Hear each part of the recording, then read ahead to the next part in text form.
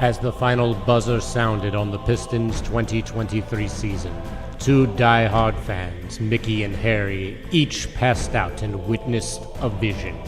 They were visited by Detroit's very own mascot, Hooper, the stallion ablaze, who told them the only way the Pistons would ever win a championship again was if these two men started a podcast.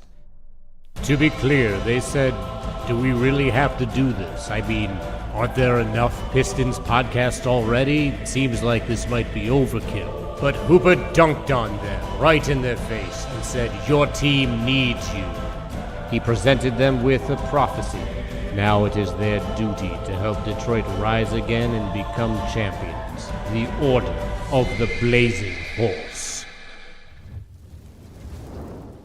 Welcome back to another episode of Order of the Blazing Horse, the only Detroit Pistons podcast based on a mystical prophecy. I am Harry Morrows, one of your prophets, who will, I swear to Hooper, get that intro correct one of these days. One of them days. But I'm joined, as always, by my co-host, my co-prof from the West Coast with the most Pistonist hat in the game. Give it up for my main man.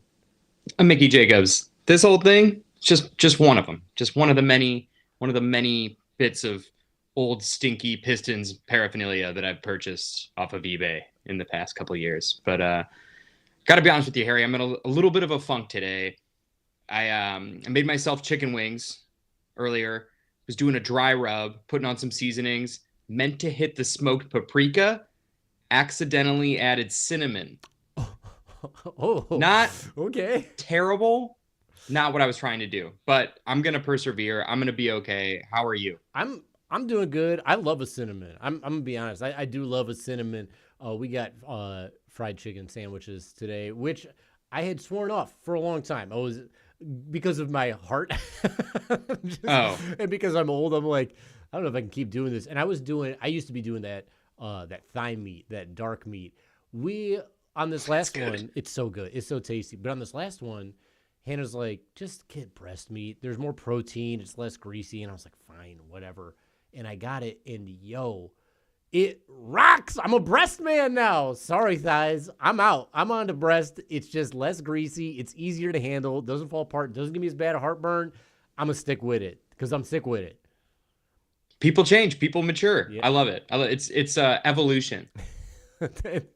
Speaking of evolution, we have been witness to this whole season, the evolution of the Pistons.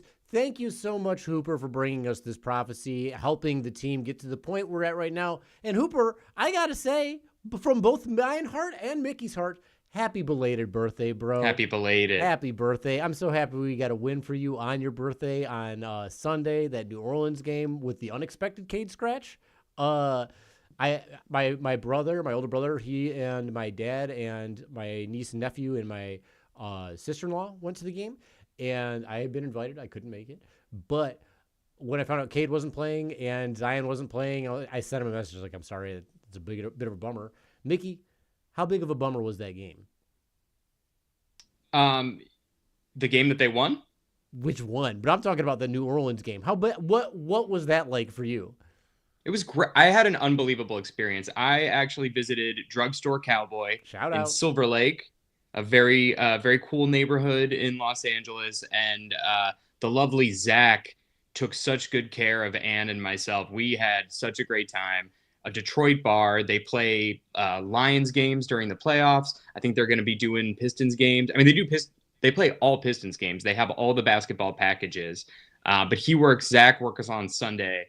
And it was the best. It was so much fun to have a real Detroit centric bar in LA. That was a total treat. Yeah, I used to have to go to. It wasn't a gimme. It wasn't a blowout. What do you say? I said I used to have to go to Public House to watch games for Detroit, and that's like one monitor. Also, not my favorite place on the planet, Public House. Yeah. But, not to disparage any place, but no, it was a great experience, and I'm excited to go back for more games. Yep. And not a blowout win, but they found a way to walk away with it. Absolutely, and primarily because of Ron Holland and Marcus Sasser Ron Holland with an incredible game. Just like an absolute stunner.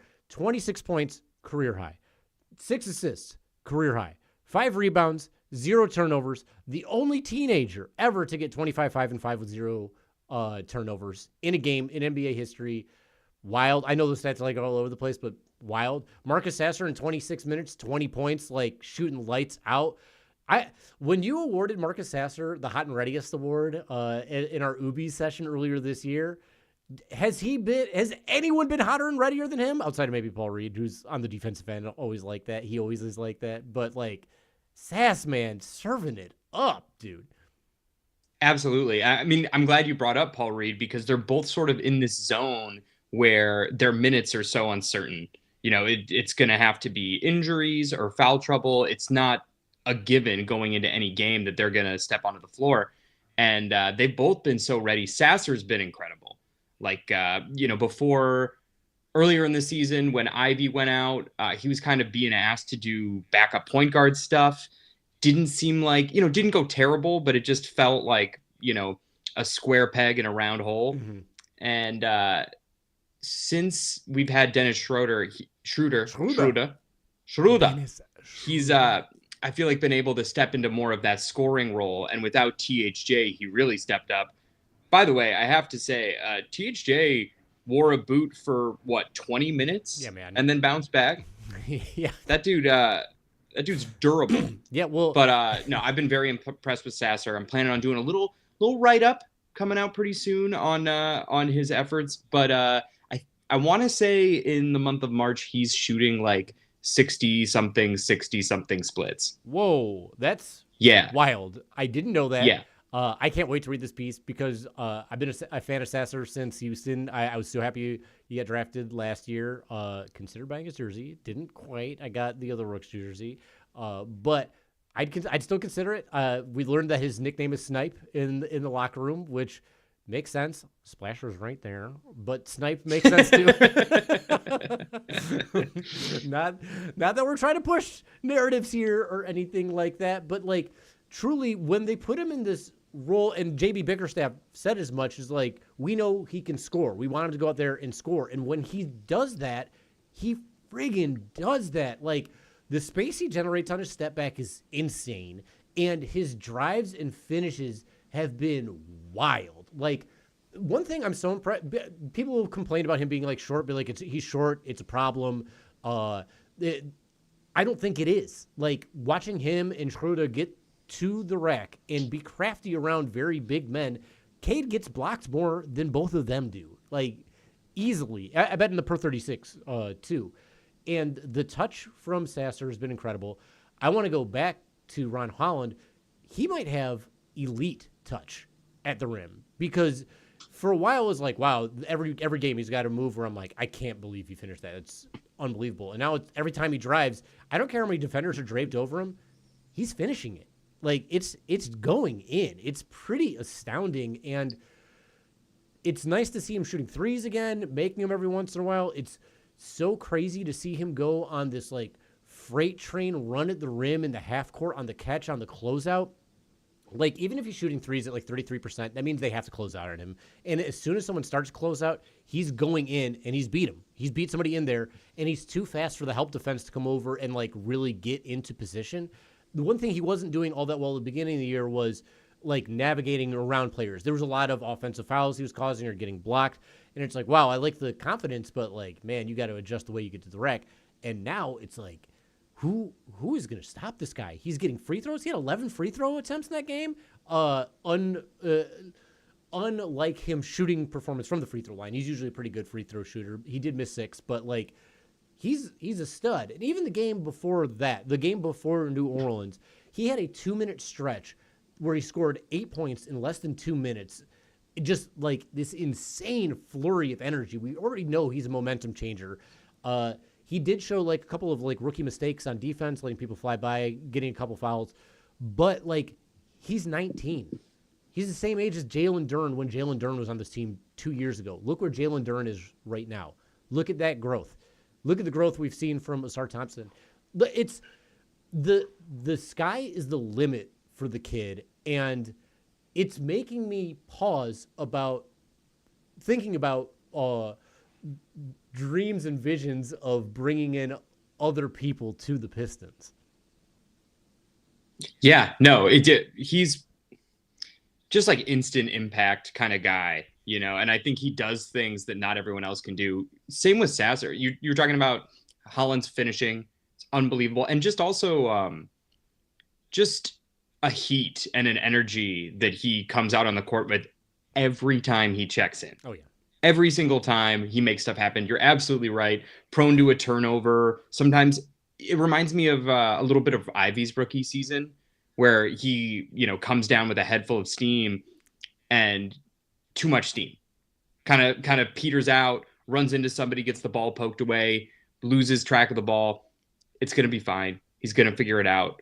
He's going to learn how to like modulate that speed a little bit, stop on a dime. Very excited about him. Knew nothing really going in, and I've just been really pleased like with the role he's been able to carve out for himself and just the amount of everything that he's doing. Like the game isn't, for the most part, except for games where guys like Cade are out, like it's not going to hinge on him completely. Except for that game where he missed those 2 free throws, but I've already forgotten about that.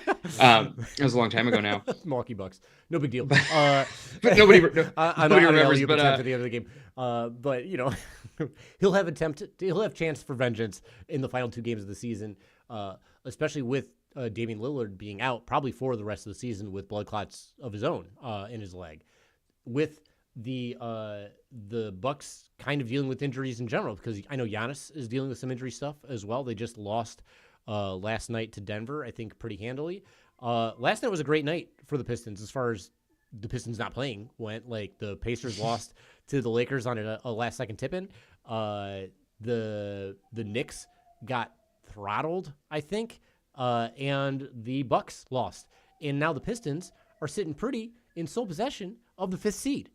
Thanks again, in large part, to Ron Holland and Marcus Sasser. Also, let's go to the next game, the San Antonio Spurs game, the 20-point no-K domination game. Like, truly, again, just watching this team, how many 30-point leads have they got out to this season? It's been more than I can remember this team ever getting out to. And I've been watching them for 30 friggin' years, 30-plus years. That's wild stuff, son. It's pretty great. And, a lot of times earlier in the season when they would get out to a big lead, they would throw it away. They didn't know how to keep the foot on the gas. That has changed. Mm-hmm. And it doesn't even need to be Cade driving the engine. I also wanted to bring up about Sasser, too. Ron might have the best touch on the team. I think Sasser, by far, has the best float game. Yes, it's so pretty. It's so good. And, honestly, both of them, Sasser's float game is sick. Ron's pull-up a drive to mid-range jump shot, not deep mid-range, but low mid-range, pretty freaking good. Just Sasser is a 3-level scorer. To be as short as he is and a 3-level scorer is awesome. I think Omari Sankofa II on the Pistons Pulse gave him a great comp in Lou Williams. Truly Lou Williams. Get out there, heat it up, and we know that Cade Cunningham is going to be sitting out against the Cleveland Cavaliers on Friday, which sucks. That'll be his 3rd game in a row out, especially after 2 days rest. You're like, that's a real drag. Because I was kind of thinking that they're just resting him, seeing how it goes. And maybe they are. We don't know the severity of this injury. We don't know anything about it. We don't know if it has anything to do with any injuries in the past. There's been no reporting on it. We have no intel. And we're not credentialed people. We're not on the beat. We're on the skeet. We follow the Blues guys. We're kids on the skeet. We're letting it fly. Yeah. Don't aggregate kids on the skeet, by the way. But we're here for it. With Cade Cunningham being out, a lot more falls on other players to create because he creates the majority of the plays for this team. And one thing that's kind of nice about him being out is as we get close to this playoffs, because we're only 9 games away, we get to see if Sasser is ready, if Ron Holland's ready, what Fontecchio is bringing to the table, what Dennis Schroeder can do when he is the starting point guard, because maybe that happens. We don't know how that's going to work out. And we're seeing them mesh with other players because typically there isn't much shakeup in the rotation. Now we're seeing Schroeder starting What's he look like with those guys? We're seeing Ron get more minutes. We're seeing Sasser in this role that he hadn't been in before. I guess he was in it very early in the season, but like not now. And now the question for like their playoff rotation is what's it going to be with kind of all their guys balling out, Mickey? Can I tell you something I want to see in this upcoming 3-game stretch? Give it to me, baby. This is going to be controversial. I know people have a little bit of PTSD from this sort of thing. How about just as an experiment, we don't have Cade. We're going to be going up against some really big teams pretty soon. I think I might need to see an updated version of the Twin Towers. No, Mickey, really? Never forget. Oh, no. Never forget the Ground Zero wins. Okay. Hear me out. A lot's changed since we last saw Stu and Duran on the floor together. I certainly trust them way better in the hands of JB, who has coached a 2-big lineup of his own. And I look at this not as this is how the lineup's going to be from now on, but we've seen some really interesting lineups, and I'm not saying they should start, but I've seen lineups with Ron, Asar, and Duran on the floor. I don't know if it's that much more ridiculous to see what it looks like defensively with Stu and Duran on the floor together. Maybe Asar is on the floor, maybe he's not. But for games where we're playing against guys like Giannis and Brook Lopez, Naz Reid and Rudy Gobert, Jared Allen and Evan Mobley, I just want to see it. Just show me a little bit. I'm not saying we have to lock into it. This isn't Monty stuff. This is just a little data collection. Okay. Well, maybe we will, considering we got to see Stu do behind the back and through the legs crossover in his last game, bringing it up. Ball on a string. Ball on a string, dude. Both after blocks. The kid's feeling it right now. He's been hitting some 3 balls too. He really has. All from the top of the key, no less. That seems to be the spot at this point, which I'm super down with. Hit that trail. I don't hate him in a corner occasionally, by the way, but I mean, I don't either. But like for me, the reason I don't love him in the corner is like why is he in the corner? How'd he get there? Right? I completely agree. Yeah. So like at the top of the key, I get it. You're a trailer. You're coming for, or you just set a pick at the top and let it go. If you're in the corner, that means you're clearing out, and I don't love that. Like I don't know why that would be the case for him, especially when he's made such strides near the basket, with his little hook shot and with his footwork and with his hands, just in general. I like the way he's playing. If he's shooting more threes from the top of the key, I'm down with that. I don't want to see him at the 4. I don't want to see a Twin Towers thing. And let me tell you why. I think Asar and Ron can help handle that like extra big thing. And I think Tobias has actually been pretty good in those positions against those teams. And I don't want to take Tobias out. And these are starting, especially with Cade out, you need that veteran leadership in the starting rotation at the position he's been comfortable with. And he's probably going to be taking a lot of shots. He took a lot of shots early in that Spurs game. It's not like he ended up being like the guy. One thing that was so crazy about both those games is like the role players, like the veteran role players, you'd think with Cade out, they'd step up and they fill up the point gap. They're just doing the same thing they've been doing, and other young guys have stepped in for them, which is you couldn't ask for anything better at this point.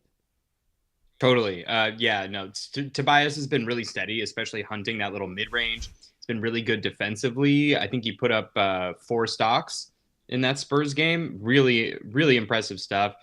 Beasley's been Beasley, just cannon threes. But I love that it's a next man up coming from the youth. What do you say? I said league leader in threes, unless I don't think Anthony Edwards has passed him yet. I know he's a fair share ahead at this point, but like, yeah, at least 4. At least 4, right? Yeah. And I mean, he's averaging like 4 a game at this point, yeah, which is sick. And people have been commenting that he's not getting as many open looks, like teams are hip to it. He's still hitting 4 a game. Like maybe he's not getting the same amount of open looks, but it doesn't matter because he's still generating good looks. The drop-off pass from Duran makes it happen all the time, just coming off rolls. It's happening all the time. In transition, he's good for 2 or 3 in transition a game. He's going to get his opportunities. And especially now that he's attacking closeouts the way he is, he seems to be getting his own rebound, even on his misses a fair share, which is pretty cool. Yeah. Loving Beasley, loving Tobias, loving THJ. THJ has been attacking the rack a whole bunch. I mean, you mentioned that he was injured. It's been like fun seeing it. That little shovel pass from Duren to THJ for the and one the other day. That was so sick. With a sick career high 7 assists for Duren, a career high 27 points for Marcus Sasser.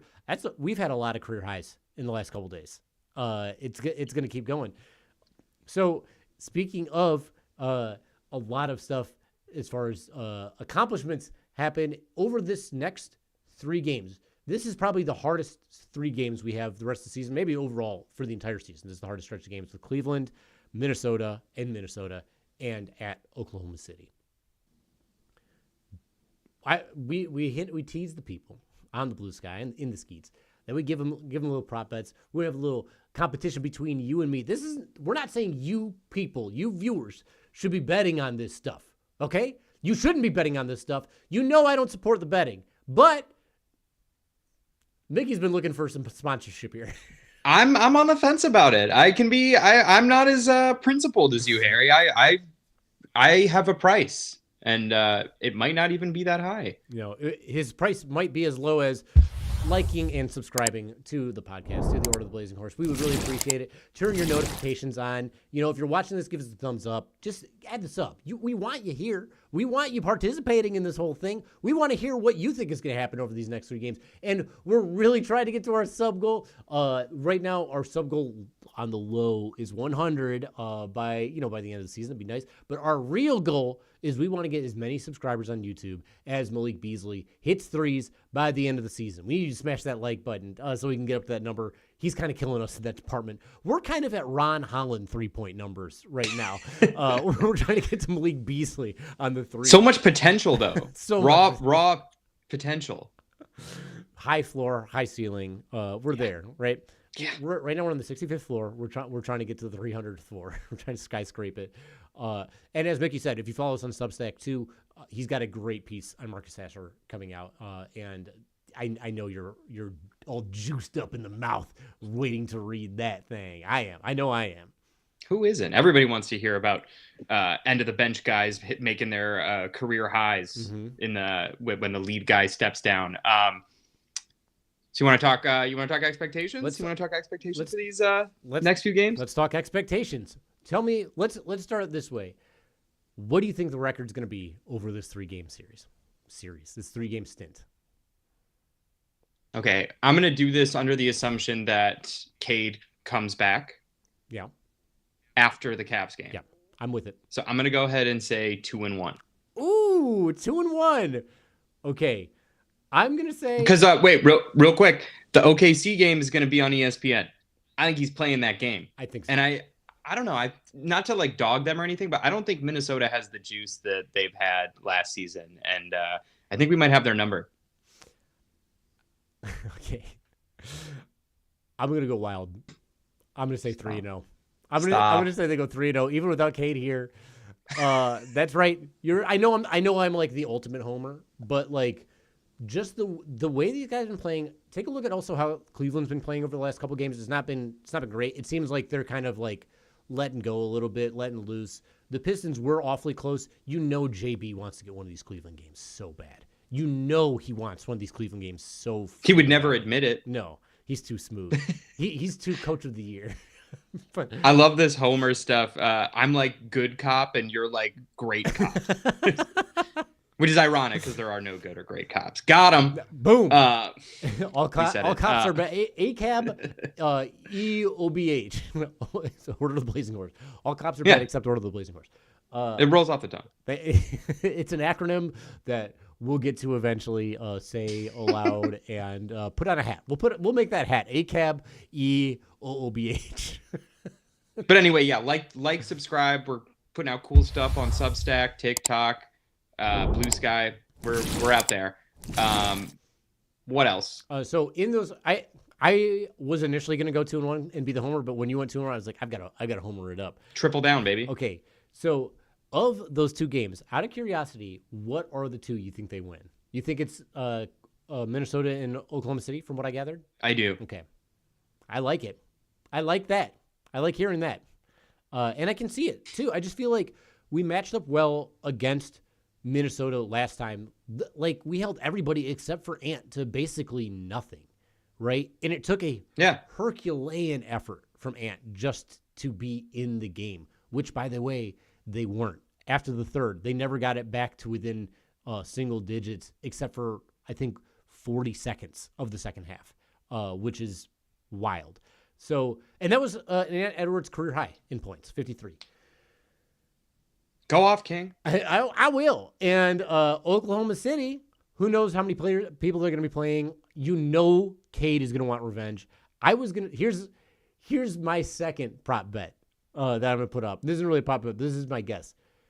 If Cade comes back in those next two games, in one of the Minnesota or the Oklahoma City game, I think he's going to score 40 or 50 points in one of those games. So give me. Can I can see that. You're talking about a lot of career highs.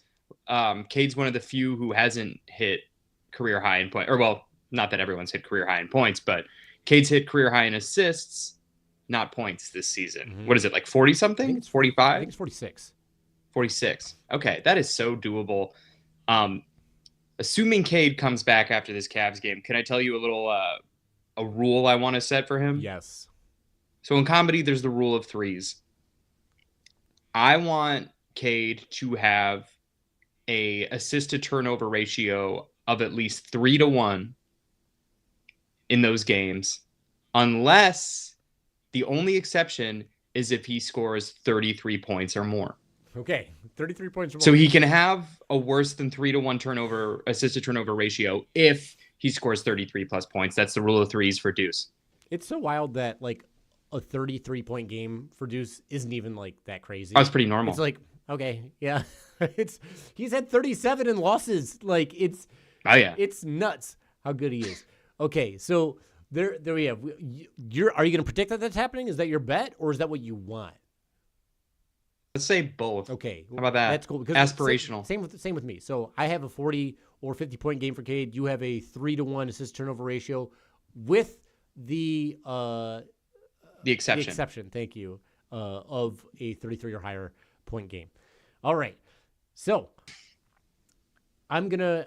Here's my next one. There's gonna be a game where Asar and Tobias combine for 8 stocks in this 3-game stint. I could absolutely see that. Tobias has had 4, 5, and 6 stocks in 3 of his last 4 games. That's nuts, man. They might. I feel like on any given night, like Asar and Duran or Tobias could go combine for 10. Yeah. Duran's had 6 stock. Has he had 8? I don't know if he's had 8. I think his high was he had that 4-block game, right? And he had 2 steals on top of it. So it was 6. Was it 6 blocks? Because if it was, it'd be crazy. I don't remember what it was, but no, I think it was 6 stocks total. But I think you're right. It's a lot. Yeah, no, I could absolutely see that happening. Okay, what you got what's your next one, man? We're gonna do. I got 2 more.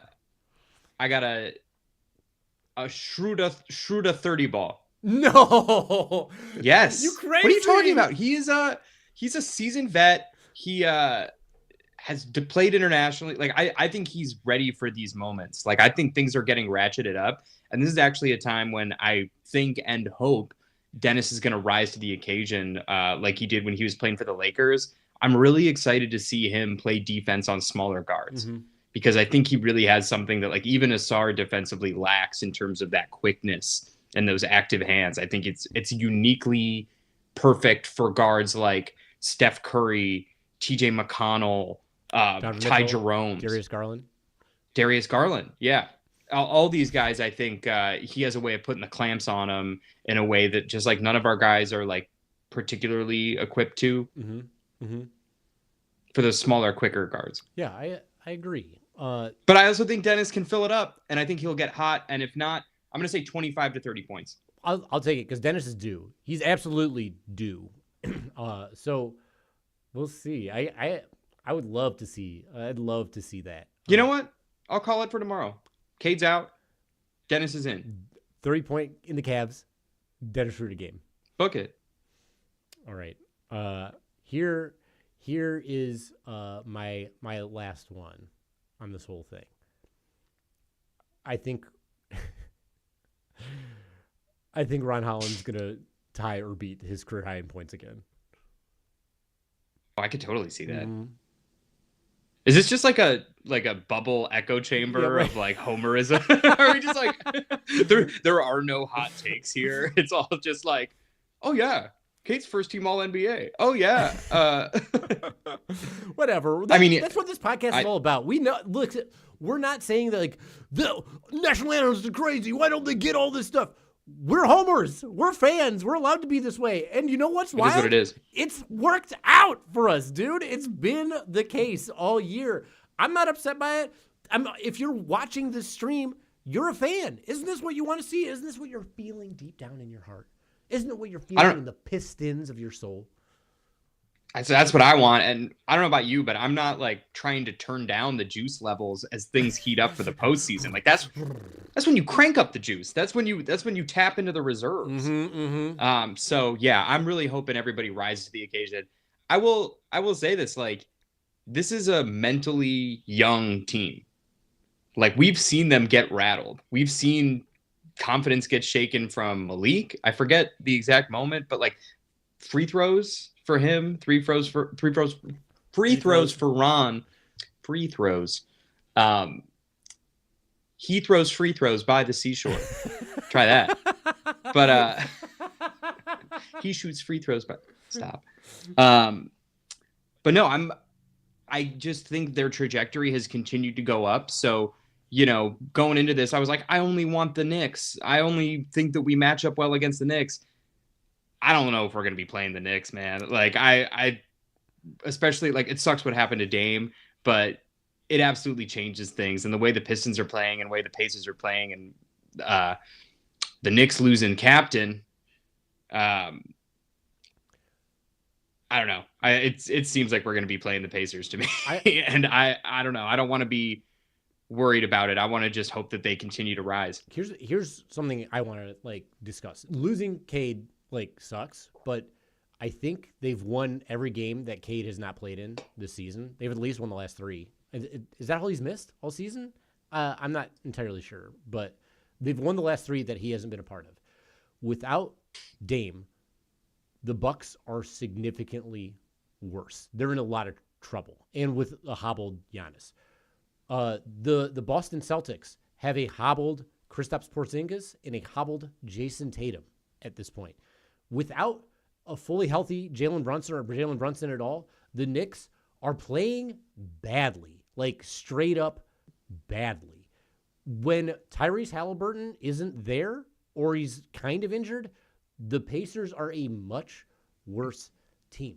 This Pistons team is showing that they have some significant depth, significant replacers in moments of need, and they're not faltering the way these other teams are. I've brought this up a million times. The playoffs it's a battle of attrition. Whoever stays the healthiest the longest will get the highest up. And the Pistons have been the healthiest all season, and they are the healthiest right now out of all those teams, even with this Cade injury, because we don't know how serious it is. We don't think it's that serious. But if Cade comes back, THJ is already back. We're just missing Ivy. Ivy's potentially coming back, which is crazy to think about. The Pistons are in a great place, not just to upset, but to kind of maybe be favored by some teams in the playoffs. It's so awesome that we're not talking about the draft at all. I know everyone's happy, like, oh, not talking about the draft. Here's one thing I would love for the draft, though. If Adam Silver wants to show he's got any sort of fucking sense of humor at all, when they're going through the draft picks and when they say the number 5 teams, if he says the number 5 draft pick is the Detroit Pistons, like a La La Land moment over Moonlight, that would be the fucking tip-top moment of NBA Run it back history for me. Adam Silver, if you do it, I'll send you a hot and ready pizza. You won't even have to pay for it. Just the crust. For free? Just the crust. Wow. Now it's definitely going to happen. Yeah, I haven't gotten anything from Adam Silver that leads me to believe that he has a sense of humor, at least not in that way. Is it even possible? It's possible. It's like one of those like 0.0, because like I didn't know if we were just like completely out of for us to get the pick. No, it's not possible because we owe that pick right to somebody else anyway. So I guess we could be named it, but the lottery is for a specific bottom 14 teams, I think, in the league, and we're not that. The Magic. That's what I thought. The magic number to make the playoffs for the Pistons, I believe, is 4, and there's 9 games to go.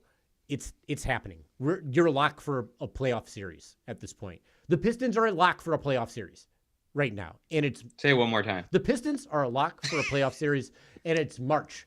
Oh, Blanche Devereaux, just spray me with the water bottles, dude.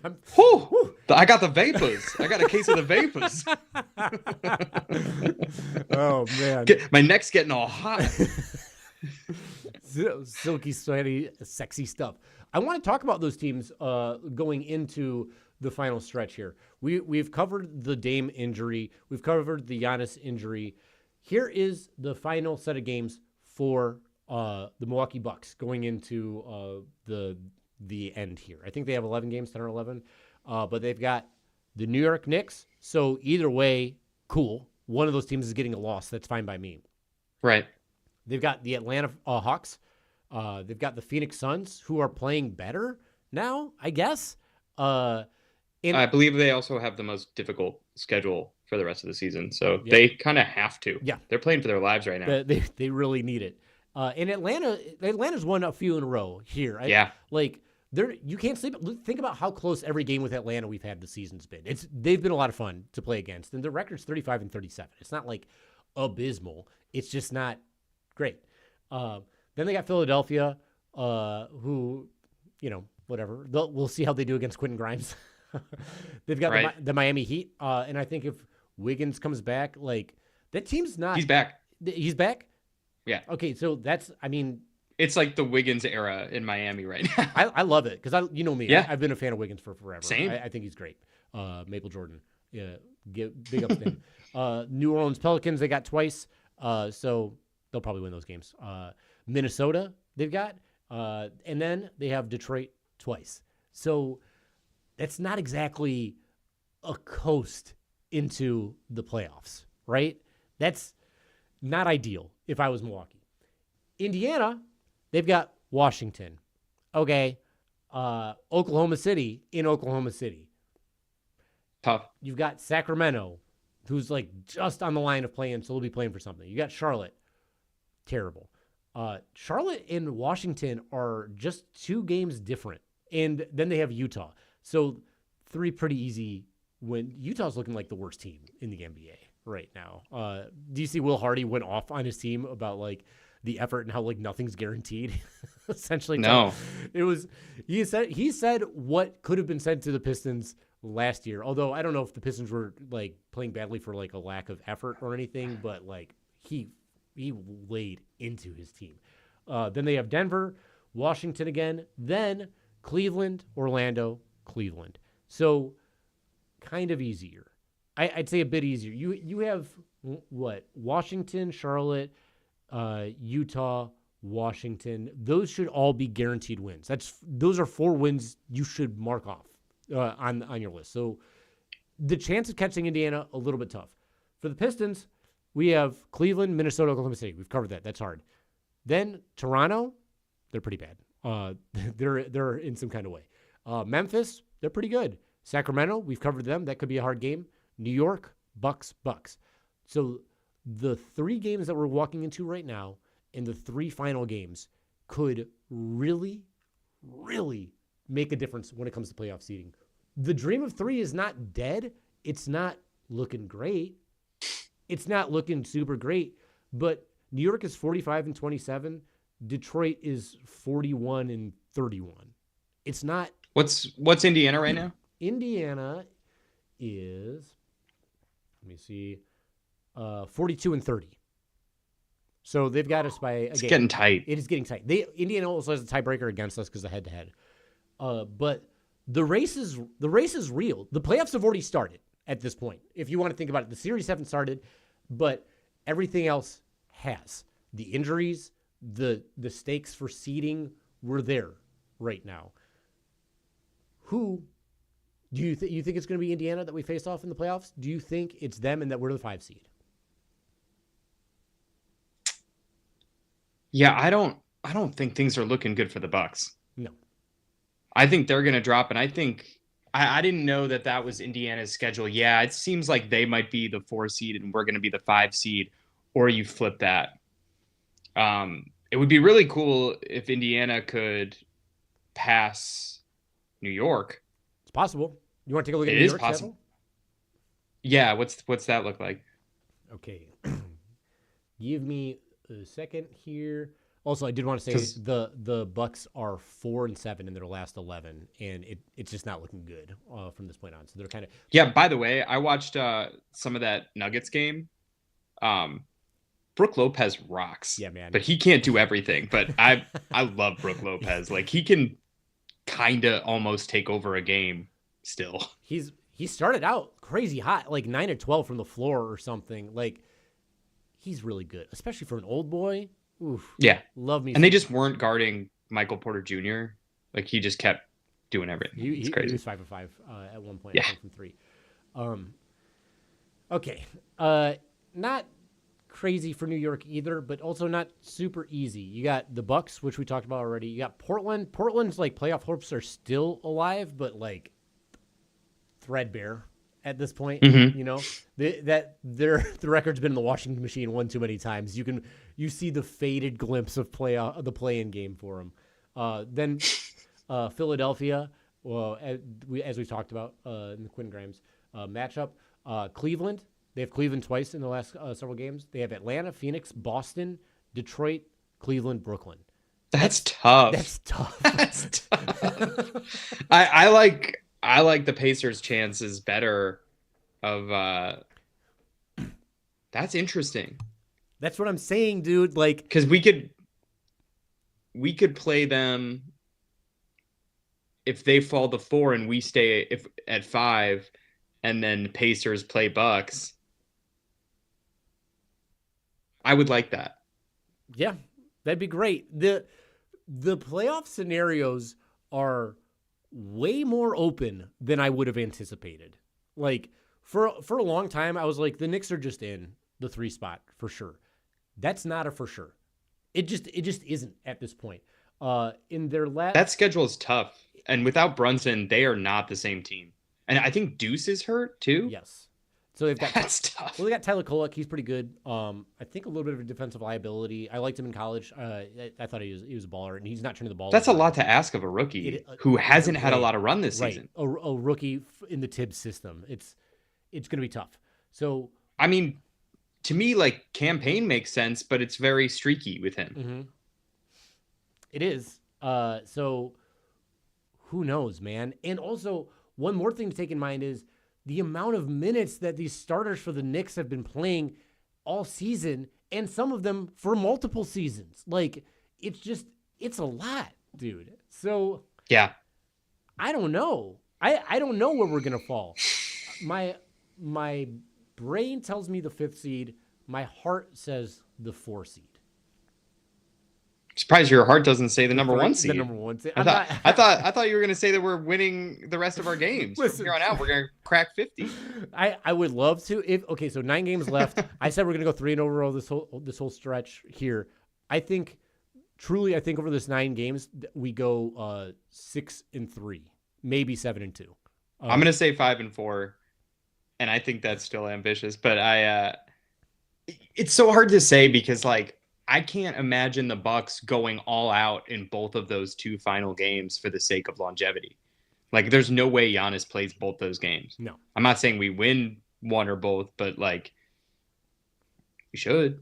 And if Cade's back. And for what? For the right to be the 5 seed or the 6 seed, essentially? Like, that's what we're thinking is probably the Milwaukee situation. So that means neither way you have home court advantage. One way you're facing the Knicks, one way you're facing the Pacers. Who cares, right? Yeah. I wonder if there's going to be some like intentional strategizing and like not like game throwing, but like intentional resting to try and jockey. I feel like that's bad stuff in terms of the basketball gods, but who knows? It's just such a wonky time, and you're always talking about health and that being such a factor, and it's so true, and we're seeing it now. Yeah. You just got to hope the Pistons stay healthy the rest of this way, that Cade comes back, and that this injury isn't something serious. He's going to come back. I'm knocking on wood, just because we don't know, but like it's exciting times, man. I know today is the Pistons, I mean, not Pistons, the Tigers opening day. Shout out to the Tigers in LA, no less. But I can't stop thinking about the Pistons and the way they've been playing ball. It's so fun. To me, truly, the worst matchup they could face in the playoffs isn't even in their conference. It's the Denver Nuggets. I think the Nuggets, because they play similar ball, in that they play heavy, fast break ball, and that they have a heliocentric offense based around a basketball genius who just actually happens to be better than Cade Cunningham. He's the best player in the NBA, and Nikola Jokic. They're the team that I think we match up against the worst. And the only way we play them is if we make it to the championship, which is nuts. But all this is to say, even though the schedule looks kind of hard, it doesn't look the hardest, and the Pistons have proven they can beat anybody on any given night. I mean, the game they lost to Oklahoma City, they didn't have Cade in the fourth quarter, and they still brought it back to within one. And it took a monster Shea performance. Not just a huge game in general, but like enormous clutch buckets at the end. It took a Darius Garland half-court three to beat the Pistons last time they faced off. This team, I don't want to call them a title contender, but they're a contend with any team in the league. Yes, you do. I can't. I can't do that. I do think next year we can talk. We can truly talk, because we'll see what they look like in the playoffs. We'll know what Jalen Duren looks like in the playoffs. We'll know what Cade looks like in the playoffs. We'll know what a star looks like in the playoffs. And they'll have about all that. This experience. They'll have a cool, calm and collected mindset. Right now, it's just fun. This is just a fun run to watch them go on. And I don't want to put a ceiling on how high they can go, but I also don't want to declare them a contender. Fair enough. I like you hedging. I like dialing back the homer just a skosh. Just a skosh. I dialed the homer back into the bushes a little bit. Yeah, perfect me. But no, I hear you, and I think this schedule looks tough, but it also looks deceiving. Like we said, I don't know that every team's going to be at full strength. Guys are missing guys. Teams are resting guys, missing guys.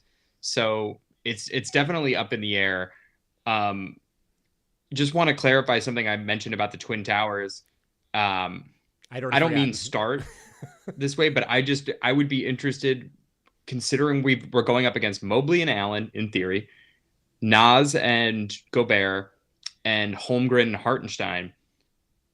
I think that Tobias has been doing an admirable job of playing defense, but I think that there's certain guys in this league like Giannis that only Stu can stop. Mm-hmm. And I just want to see if Duren's come along in his defense enough for it even to be remotely possible. If Stu can hit threes at a higher rate, or if just that's not part of the dynamic. I'm curious. I could see it if we also had if it was like Cade, Tobias, Beasley, Stu, Duren. I could see it, not as a starting lineup, but like as a unit, or even if it's like Schroeder. That's pretty big. That's a pretty big lineup. It's pretty big. It's Tobias at the three. Yeah. You're saying, right? Yeah, I like that. Pretty big. Again, I don't love the idea of Stu at the four, but I can live with it because of Paul Reed. Just because he's there, and like his per 36 stats are nuts, and he always comes in hot, ready to go do something. The reason I don't love it, outside of Stu's deficiencies as a four, are also because that puts you in risk of having two bigs out there both potentially getting in foul trouble. But in a small period of time, I'm down to see it. But also we're just going to see how Duren handles, like you said, these guys in this situation, how Sarr handles these guys in this situation, and how Tobias handles these guys in those situations. We'll find out. We'll find out here soon. Can I ask you a question? You always can. In this Cavs game, we've seen multiple guys sort of step up. Asar really stepped up and filled in the Sixers game without Cade. Recently, we've seen, to use your words, the Dog Pound Terrier squad step up big time. But who's it going to be against the Cavs? Because it's going to have to be somebody. I like your Schroeder pick. I think that's good, and I think they're a team that he can do that against. It's not like there's a massive size differential when it comes to the guards. He's going to have the ball in his hands a whole lot. I think it's either going to be him or I think Beasley's going to blow up in one of these games. I think he's due for like a near 30-point night on one of these, and he's taking a lot of responsibility. I mean, and like I said, I also think that Ron is in for another 26 point game at least here in a little bit. So, how about you? What do you think?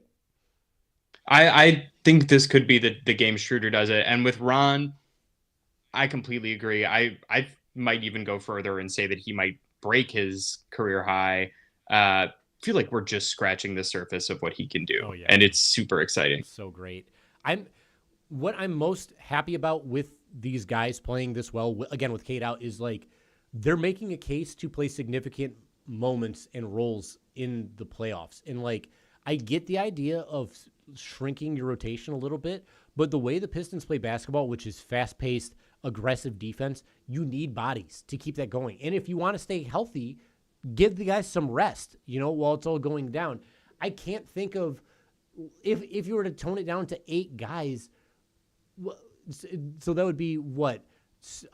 Cade, Tobias, Asar, Duran, Beasley, Schroeder, Stu. That's the 8. So no Tech, no Ron, no Sasser.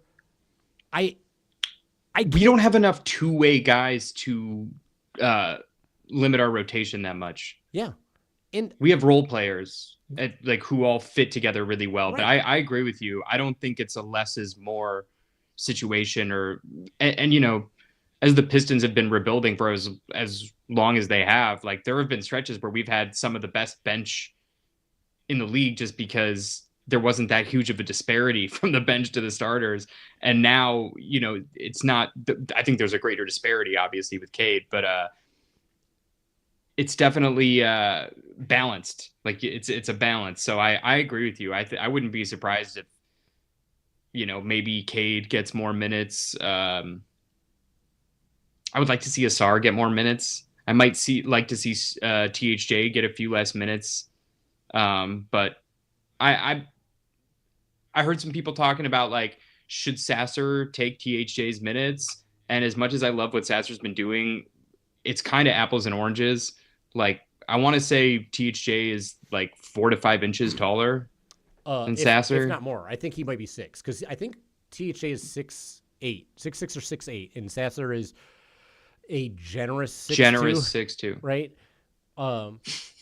They also play different positions. Like Sasser is on ball scoring. THJ does that sometimes, but he's catch and shoot primarily, right? Correct. The closest player we have to Sasser on this team is Cade when he's in score mode. Like Sasser's there to get buckets, straight up. Let him get his buckets. He doesn't get that many times. That's fine. And that's a rule sometimes you need in the playoff. Like, let's say it's a cold night for other people. Get Sasser in there. Let him fucking cook, dude. Why not? Let him cook. All right. I think we got it all. We got a prop bet. We did it. We got a prop bets in. Again, if you are watching the stream, don't forget to like. Don't forget to smash it. Smash it. Put a little sheet of parchment paper on top. Take your spatula on the grill and just smash that thing. Just smash it. You want those edges crispy. Ooh, so nice, so good, so delicious. We want you to smash for us. We're really trying to get to as many subscriptions on YouTube as Malik Beasley hits threes by the end of the year. It's way in the distance. At least help us get to 100. We've got great content for you. We're out here for free doing stuff for you. So free. We're cranking out stuff on Substack, Blue Sky. We're on TikTok. We've got some really fun, really exciting guests planned. Mm-hmm. We've got some really really good stuff in the pipeline, and we're just going to keep going. I know the goal seems lofty, but like shit's going to go crazy in the playoffs, man. The postseason's different. Mm-hmm.